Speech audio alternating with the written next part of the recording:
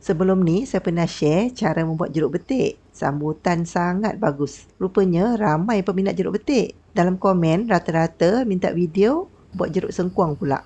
Jom saya kongsikan caranya. 1 kilogram ubi sengkuang dikupas kulitnya dan dicuci. Selepas itu dihiris setebal 1 cm dan dipotong lagi ke saiz dadu. Siap potong, tuang air hingga tenggelam. Campurkan dengan 2 sudu kecil garam untuk kekalkan kerangupan sengkuang. Kacau dan rendam selama 1 jam. Dalam periuk, satukan 2 cawan gula, 2 cawan cuka, 200 gram asam bui yang berwarna oranye. Bagi seri sikit pada sengkuang. Kalau tak, nampak pucat lesi kan?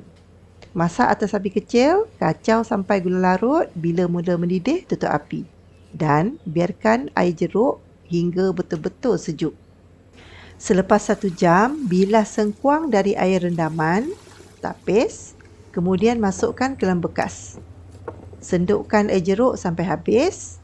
Tutup bekas rapat-rapat, kocak-kocakkan bekas supaya air jeruk rata terkena sengkuang. Walaupun air jeruk separuh, jangan risau sebab sengkuang akan keluarkan airnya lagi. Simpan dalam sejuk semalaman. Siap. Hasilnya serangup dan sesedap jeruk betik. Boleh saya tahu, ada yang dah cuba buat jeruk betik? Sila komen.